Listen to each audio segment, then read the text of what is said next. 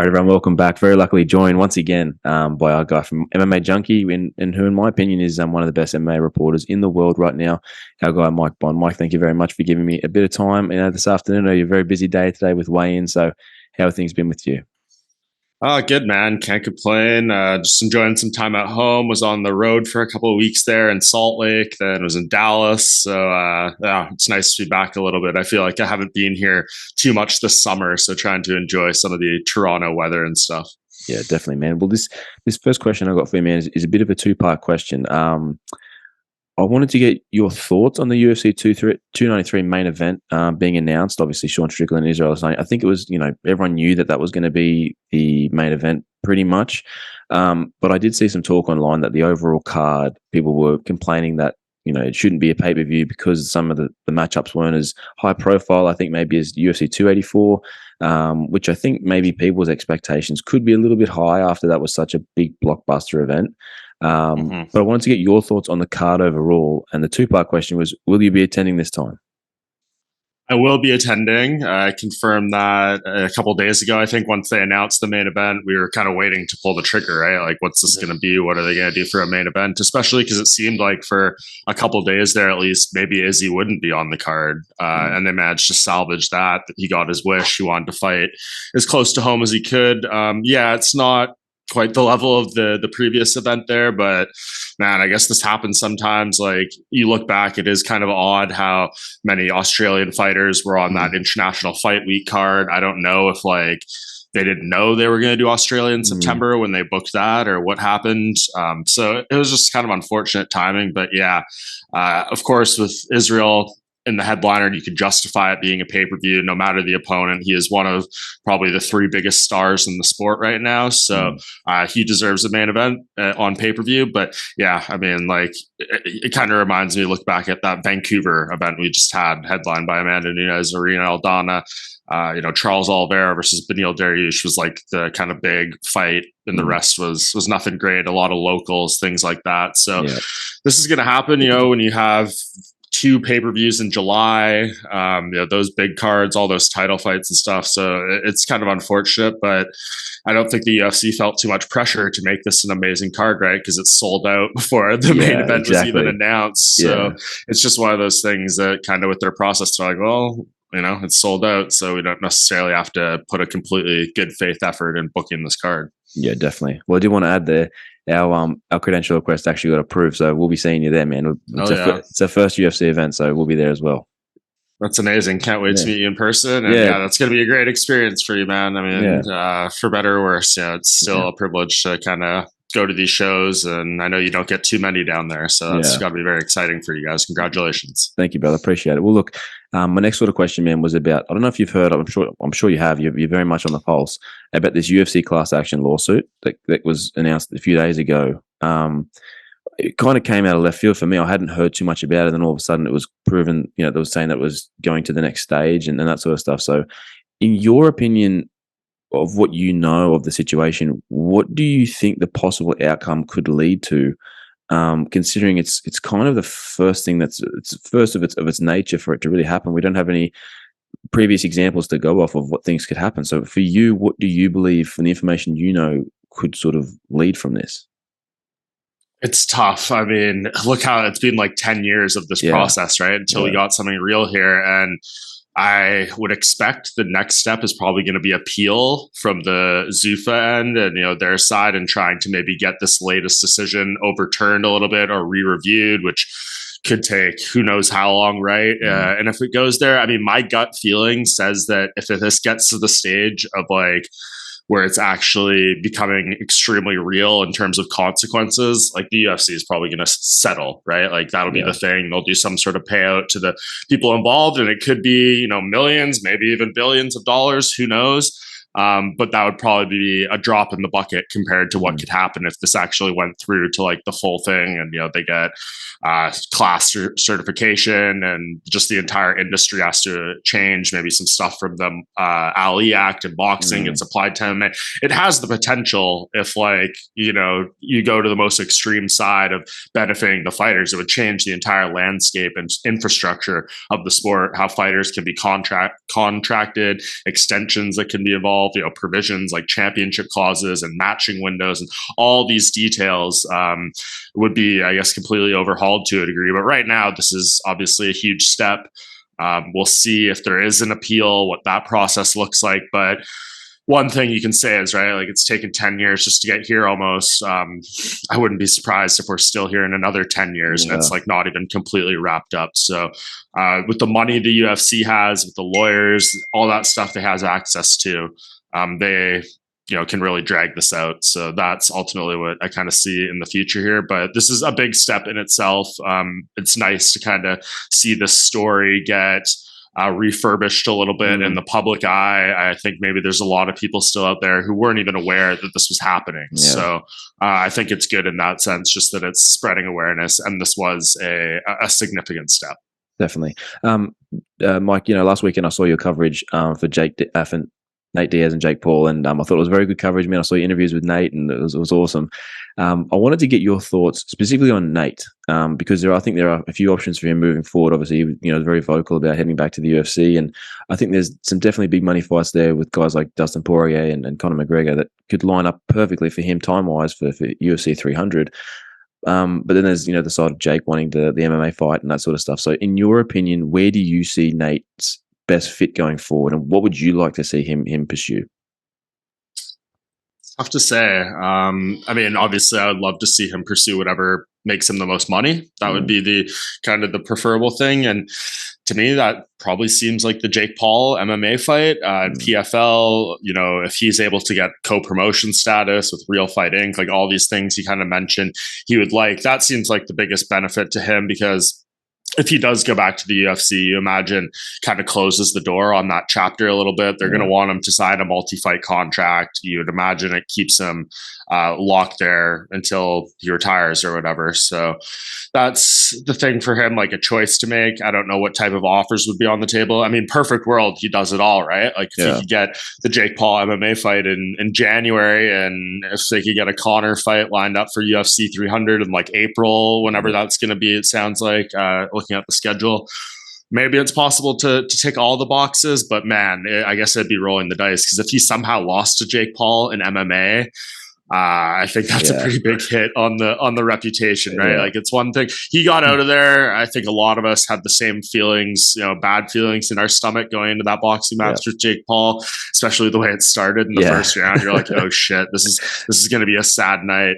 But I think he got out of there minus winning, like smelling like roses as best he could. He had the guillotine moment. He could say all these little things. He was going to turn it on if it was a fight to the death, Diaz rules, who would have won, just all these little things. So I think he's in an okay spot. So it'll just see how it plays out, see how serious PFL could be about trying to do this, which in my opinion, they should do everything possible, because it'd be a lot of money and maybe a net loss for them, but just to have Nate Diaz attached with your brand and to host that fight would be so big for them. So we'll see. I mean, ball's in Jake Paul's court a little bit. He's the one taking the huge risk there to fight in MMA against Nate. So we'll see. I mean, there's options. There's good options. But yeah, then the UFC thing, I don't know. Just like, I don't think a fight with Dustin Poirier, as fun as the build would be, like that seems like a pretty rough matchup for him. Maybe he could beat Conor, assuming Conor ever fights. We don't know how he'll look, all these things, right? Like, but that one maybe seems like the most winnable. But outside of that, like, not a lot of top-ranked welterweights I see him beating, not a lot of top-ranked lightweights. So it gets tricky for him. I think doing kind of the free-floating thing is probably the best call at this stage of his career. Yeah, definitely. Mike, I just wanted to do a quick little UFC 292 preview of the Aljamain Sterling and Sean O'Malley fight next weekend. My question was, do you think this is the last time, if Aljamain wins, we see him at 135 and obviously make that jump to 145, which he's talked about a little bit? I just don't see him, in my opinion, wanting to rematch a guy like Corey Sandhagen. Obviously doesn't want to fight Merab. And he's beat Henry, the sort of the elite of the division at the moment. My thought was if Sean wins, I don't know if they run the rematch straight away, because of the fact of, you got a guy like Merab waiting there. You got Corey and these guys that are really putting their hand up as a number one contender. And I kind of feel like the UFC maybe wouldn't give him that rematch. So in your opinion, how do you see this fight playing out? Do you think Aljo could go to 145 with a win. What are your thoughts? Yeah, so I'll address the last thing first there. As far as if he were to lose a rematch, no, I completely agree with you. I don't think the UFC loves Aljamain Sterling too much, like the way he's conducted himself, all that stuff, and I think it's probably unfair to a degree. He turned around and did this. He's fighting for the second time in like 3 months here. He didn't have to do this quick turnaround, all that stuff. So hopefully that's built up some goodwill, but it kind of reminds me of like Tyron Woodley, right? Yeah. You're like, once this guy loses 100%. The belt, they're going to do everything they can to keep him away from it. So I imagine that'll be the case, and maybe he goes to 145 anyways. Who knows if it's like something crazy controversial, split decision, or like an amazing fight and he gets knocked out at the end or something. Maybe they consider it because they're like, this is more sellable. But yeah, I think that'll be the case if he loses. If he wins, I think 45 is probably in the future, but what are they going to dangle out there for him, right? If they're like, like you can come to 45, but you have to beat Arnold Allen, and then maybe you can get a title fight, and you have to vacate your belt. Like, I don't know. If I'm him, I'm holding on to that title until they book me in a title fight against like Volkanovski or Topuria. You do the champ versus champ thing with the belt. You can do, if you win, champ status, but then you vacate 35 right away then. Yeah. So maybe that's the play. But yeah, I agree. I don't think there's anything like that screams to me as an interesting fight for him right there if he wins this one. And yeah, like that would open the door for Merab. He's laid out this plan many times. You could do him versus Merab versus Corey versus Cejudo, any of these ones that would kind of make sense here. But as far as how the fight plays out, it's tough, man. I think it's pretty straightforward, right? Like we'll probably find out in the first round what this is going to look like. If Aljo just goes out there and is able to ragdoll him to the mat, and maybe he doesn't finish him in the first round, but you're like, oh shit, like Sean O'Malley is going to have serious problems in this fight defending the grappling. Like he's got, because the round starts on the feet. That's his best chance. But like after that, once he gets a hold of him, it's dicey. But if he's able to stuff a couple takedowns and all that stuff, keep his range, force Aljo into kind of his awkward yet effective striking style, we'll see that's when it gets pretty dicey for him. So I think we'll know pretty early on here, and I'm inclined to lean towards the grappler in that scenario, just because I think Aljo is extremely underrated. I don't think he gets nearly as much respect. I might not go as far as John Anik said to me recently and calling him the bantamweight GOAT, even if he loses super quick here. But Sean O'Malley also said in an interview with Bloody Elbow leading up to this fight that he thinks Aljo is the bantamweight GOAT, which is smart to talk up your opponent like that because it makes it more significant if you win. But I don't think it's like an outrageous opinion. So I could see him going out there and once again just defying all of our expectations, although he is a pretty sizable favorite here. So I think a lot of people maybe are expecting him to win. But I think we'll know pretty early on. Like that first takedown attempt, how easy does it look? Can Sean O'Malley stand up? Does he give up bad positions and make quick mistakes, things like that? So I'll lean Aljo. I'll probably pick Aljo, but of course Sean O'Malley is a hitter. He could get it done, but I think Aljo is the right smart pick here. Yeah, definitely. Mike, what were your thoughts on the whole Wonderboy situation? Obviously, with Michel Pereira missing weight, I sort of sided with Wonderboy in this, that he didn't have to take that fight. And he's 40 years old now. He's wanting to make another run at the title. He's ranked, 5 or 6, in the 5th or 6th in the division. And, with the loss there, and obviously having the previous loss to Darren Till and the weight miss and everything. But what were your thoughts on him, maybe on him not getting that show money, or at least, I know there was, Dana spoke to the media after the Dana White's Contender Series on Tuesday and sort of said, that's not what we do. We don't pay you, if you don't fight, you don't, they'll cover you in other ways, covering camp expenses and that sort of stuff. But how did that whole situation make you feel? And sort of what were your thoughts on that situation? Because it was a very tricky, dicey one. I think, he said that guys that, aren't getting paid as much, they'll fix them up, they'll cover them. But if you're getting, $250,000, they won't fix them up. So what were your thoughts on that situation? Yeah, I think what you kind of said at the beginning there, I agree with it all. I understand the logic dating back to the Darren Till thing and why he would not go in. It's a huge risk at this point. He loses that fight. The title dreams are basically dead. I think it's an uphill climb for him anyways, given some of the matchups ahead. But how can he be like, when he's now calling out Kamaru Usman, be like, he's afraid, or like he doesn't want to take a risky fight. Like that is the riskiest fight possible for him right now in terms of style, but the upside's there at least, right? He wins. he can make the case. But yeah, I mean, could anyone who's got like a logical mindset come away from this whole situation and not feel rubbed the wrong way about it, right? Yeah. Like, it's just, I know the UFC isn't obligated to do anything in terms of the contracts. I get it. Like, the 250K seems like a lot, but like, the UFC allocated that money to the card anyways, right? Like, they were going to pay Wonderboy that money if he stepped in the octagon. They saved money on not paying Michel Pereira anything either. So it's like, it feels a little like greedy, in our mind when it's already, that money's already scheduled out to be spent. I understand it to a sense that is a lot, but yeah, like at minimum, you should be paying the guy for like the cost of his camp. If he flew in any extra cornermen that was beyond the UFC paying out of pocket, like, just be reasonable and fair. But to be like, no, like, you didn't take the fight, you don't get anything, or we'll offer you like, 20K or something, which is almost like a slap in the face. I'm sure that's significantly less than he spent on his training camp. So it's a bummer, but hopefully it should serve as a learning lesson, right, to these managers and these fighters. I don't know how open the UFC would even be to this, but if you're a fighter with any sort of leverage, I would go into my next contract negotiation being like, hey, like, if my opponent misses weight and I make weight and I'm ready to fight and they miss weight by an unreasonable amount and I choose not to fight, like, maybe you don't have to pay me my entire purse, but like, if I make 20 and 20, like, I should maybe be owed 80% of my show money. If I make 100 and 100, give me 60%, 200 and 200, give me, 50%, something, whatever. Yeah. There's things that you can do. These managers, I'm sure, know the lingo and things to do much better than I would. But like, there's a lot of things out there that seem like you could make this situation more digestible. Yeah. It's never going to be perfect. I get it. The UFC wants to put their shows on when it's a big fight. It impacts their pay-per-view, things like that. Like, I understand, but it would be nice to see some more flexibility. But we know the UFC will kind of flex their muscles when they're whenever they can, and they need to at the dispense of a fighter like Stephen Thompson, who's been nothing more than a model citizen from his conduct outside the cage to in it, all that stuff. So if they're not willing to hook him up, I wouldn't feel too great if I was pretty much anyone else. And I think everyone needs to look at this as an important lesson on how things could maybe be adjusted moving forward.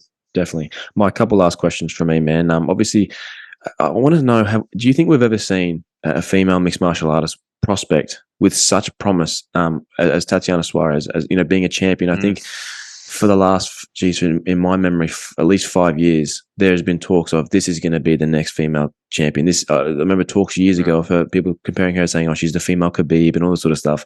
Yeah. On the early days, but she's really delivered on all those on all those opinions of what people had. She's completely dominated and moved to 10-0, disposing of Jessica Andrade like that was just unbelievable, an unbelievable performance.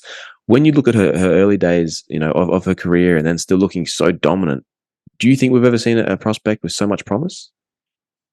Man, maybe not. I mean, Aaron Blanchfield is looking pretty good right now, but yeah, in terms of like what we've seen for a while, like, you would think in theory, right, if she didn't have to take that almost 3 years off, she would have had her title fight already. Maybe she'd have like multiple defenses, like all this stuff. Maybe she would have beat, Rose and Chang Wali multiple times. Carla Esparza would have never, touched the title again, who, she beat pretty thoroughly. So yeah, the only thing that's seemingly slow paced this entire trajectory for her is injuries and time off. But it seems now she's starting to meet her potential. Hopefully she can stay healthy and things like that. But yeah, not many people do it to Jessica Andrade like that. And it's just super high hopes. Like, I'm all for her fighting for the title against the winner of the title fight next week between Wally and Lemos. I know Yan Jiaonan would probably have something to say about that, but is what it is. So I think Tatiana is the more marketable fighter and the one who just the UFC should try to push in there as soon as possible. I want to see her fight the winner of that fight, and I would be extremely compelled to see how it goes. And yeah, I mean, all we can do to see if she is what we thought she is for years and years now is to give her the opportunity to prove it. Definitely. Well, last question for me, Mike, it sort of surrounds, Conor McGregor's status in the sport. I want to know from your perspective, do you think from a fan's point of view, the fan sentiment on Conor has well and truly turned a little after, I think after the things with Michael Chandler, how the whole USADA pool. He hasn't re-entered yet. People are still waiting for a fight, yet he's so vocal on Twitter, which sometimes can be quite funny. But for the fan that just wants to see Conor fight, it doesn't seem like we're getting anything moving, and he's just talking a lot about what he's going to do and not actually doing anything about it. Do you think the fan sentiment for Conor McGregor has maybe gotten a little bit tired of Conor's, antics and that sort of stuff outside the cage? I do, yeah, and it's been a slow burn, right? But like this has been happening for quite a while now. You can see like internally on our side, just like the videos and the article numbers and the social media stuff. Like it just doesn't hit the way it used to. And I get it. He's been extremely inactive. People get tired of the same thing every single weekend. You say something about the main event winner, blah, blah, blah. Like we still put it out there because it is Conor McGregor at the end of the day. But yeah, like just the public interest is chipping away slowly. And I think people don't love the antics, all like you alluded to, these stories outside of the cage, whether they're false allegations or anything's accurate, whatever the case may be. It's still not great to have your name kind of put in stories like this, especially when they're very kind of like suspect behavior if it turns out to be true or whatever. So yeah, I think it just chips away, but that's not to say I do think if and hopefully when he does come back, it's going to be a huge deal. And I think all of that will rebuild. And by the time fight week rolls around, like everyone's ordering that pay-per-view, everyone's watching the press conference, they do all that. But if he loses, then we get into some tricky gray area, right? Especially if he loses badly in like a dominant or kind of humiliating fashion, then the story for him from there gets pretty interesting as far as what he would do. So I guess it doesn't really matter if when fight week comes around. Like I don't think his pay-per-view buys are going to be half what they normally would just because of like all this stuff over the years. But yeah, it's at the point now where it's like, okay, bro, like tweet whatever you want, say what you want, but like fight. You need to get in this USADA program. You need to get in there. Gets very tired. And maybe and this is not me like reporting or anything like that, so don't want to get like aggregated or whatever, but like, let's just say he was never going to fight again. Like, and he knows that maybe the injury is like a lot worse than it's to be perceived or whatever. And he retired and he's like, I'm never going to be able to fight again. Well, then no one cares at all. Right. Like then his tweets become irrelevant. People aren't making the graphics, the stories, because it's like retired fighter, says he would knock out guy that he's never going to fight or whatever. So then like it goes way down. And then no one cares and it's irrelevant. So I don't think even if he's never going to fight again, I don't think this is going to stop because it keeps his name consistently in the headlines. It keeps him part, it makes it a lot easier to hawk your whiskey and your beer and all that stuff. But yeah, like sitting here right now, I really don't know if he's going to fight again. Like if he didn't, it wouldn't surprise me. If he did, it would be great. But how many more fights does he have in him? I really don't know. It's just it's an interesting story for sure, just to see where he's at right now. It's better for the sport, obviously, when he's around and competing. The rising tide raises all boats or whatever. So it's good for the sport. It's just, it's an interesting spot right now. He just, I guess, either needs to put up or shut up at some point. Yeah, definitely. Well, Mike, look, man, it's always a pleasure. And Alex was away today, so he sends his apologies. But man, it's always a pleasure to get your thoughts, man. You're a guy that I look up to in the MMA media space and trying to emulate a little bit myself. So it's going to be a pleasure to see you at UFC 293, man. I'm very much looking forward to meeting you in person and being there for the media days and everything. It's going to be a blast. So thank you very much for your time today, man, and all the best for this weekend. Yes, sir. I appreciate it. Let's go. I'm excited to see you out there in less than a month. It's coming up quick. I know, man. I know. It's going to be awesome. But thanks for today, brother. I really appreciate it. No worries. Appreciate you. Have a great day. Thanks, man.